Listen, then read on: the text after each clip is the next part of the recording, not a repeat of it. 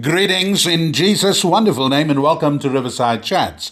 I began a series on the Sermon on the Mount and I want to continue with that series today. We are looking at fasting in secret. We've looked at several biblical examples and today we're going to look at the prophetess Anna. As we look at Anna, she's a witness to God of faithful devotion. Our text is Luke 2:36 to 38. Now, Dr. Luke gives us the account of Anna and Simeon. They both saw the baby Jesus after he was born in Bethlehem when he came to the temple. That account is exclusive to Luke's gospel. It's not found in Matthew, John, or Mark. There are several records of prophetesses in the Bible. There was Miriam, there was Deborah, there was Huldah, and Anna is also among them. Now, some people don't believe they should be called prophetesses. Using the feminine form, they should be called prophets. But we're not going to get into that area. God shows no partiality between men and women. But if it is to distinguish them from men and call them a prophetess, that is understandable. It does not diminish their office in any stretch of the imagination. Anna is very briefly mentioned,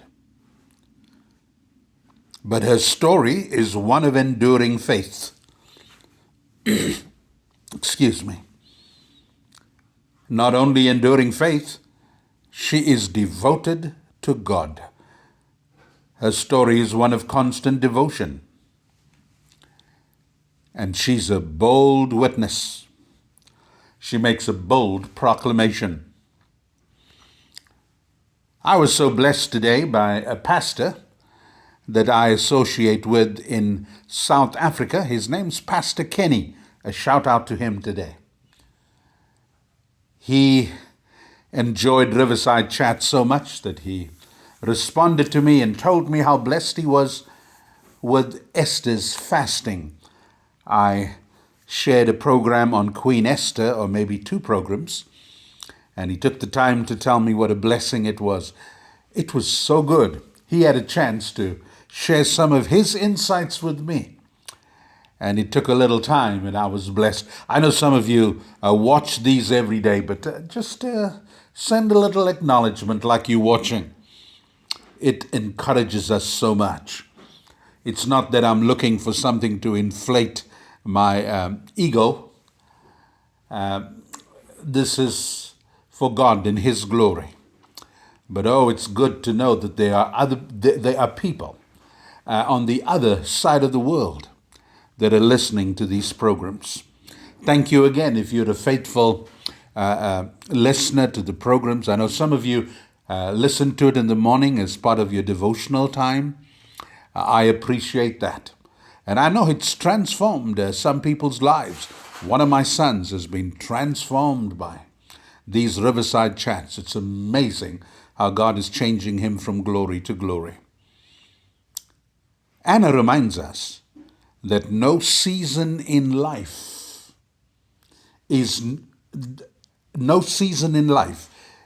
disqualifies us from serving God. We can serve God in every season. Now, some of you might have been through some difficult times. I talked to my aunt. She's my age. She calls me Buddy.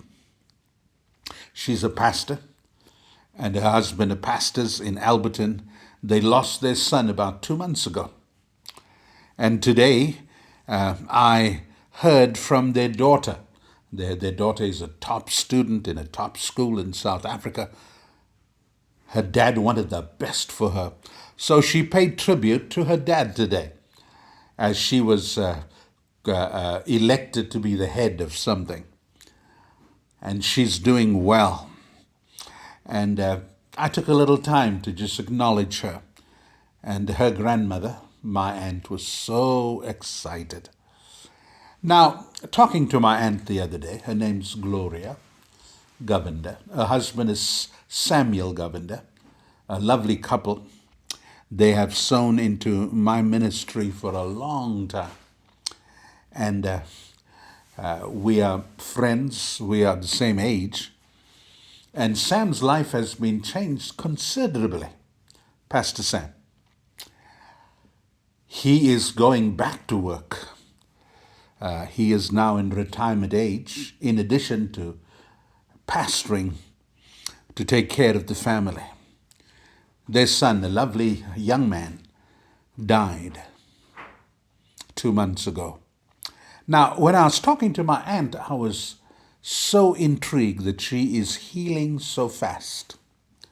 She has moments when she's down in the dumps, but she sounded so contented.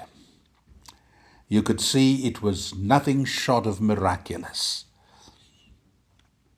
You know, no season in life disqualifies us from serving God. You may lose your husband, you may lose your child, you may lose a father or a mother, but you need to go on. The show goes on. It's not a show. Or the play goes on. Anna's story is found for us in Luke 2:36 to 37. Luke 2:36 to 37. The Bible tells us that she was from the tribe of Asher. This was once considered a weak tribe. But although she came from a weak tribe, she was strong in faith. You remember there were 12 tribes in Israel. Anna came from the tribe of Asher. She got married, and she was only married for 7 years. But she was widowed for about 60 plus years. So, as a widow, she lived in the temple for almost 6 decades. Instead of living in sorrow,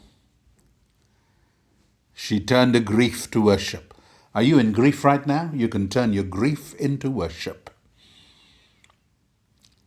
Put all your time into God. Oftentimes our pain and our affliction becomes the soil for our greatest devotion. God is not punishing you. God is not vindictive against you. God loves you. You are the apple of his eye. It's all about attitude. And I tell people your attitude will determine your altitude. Do you have a negative attitude? Do you think you're owed stuff? We look at Anna's devotion to God. Luke 2:37 declares, she never left the temple, but worshipped night and day in fasting and praying. Fasting became a lifestyle for her. Like I told you, God is working on my life about fasting. I was not fasting as much as I should, but God changed that. Even if you can fast a meal or two, even if you can fast for half a day, then you can fast for 3 days or 21 days or 40 days. Her life was marked by constancy. She was regular in her devotion to God. She fasted, whether she had a need that was pressing or not. You know, often we fast when we have needs that are pressing. Make fasting a lifestyle, and I'm going to try to do that myself. Her life was marked by constancy. Her life was marked by fasting and prayer. and worship. The greatest form of worship and praise is obedience. She didn't want recognition or notoriety, but she enjoyed the presence of God. Talking to my mother just a few days ago. My mom is devoted to a life of prayer. And she talks about how lovely the presence of Jesus is. She's reached a stage now where she is praying almost all the time. When she's walking,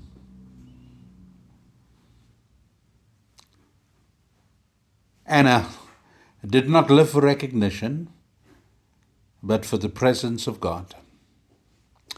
When you're faithful in your private devotion, then you are positioned for divine encounters. There's no telling what God will do or where God will take you. The sky's the limit. Delve into Him. In the caption today, you could see an AI-generated picture of Anna.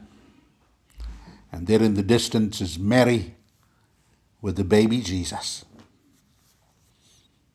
She was so excited that God enabled her to see the Messiah with her own eyes before she died.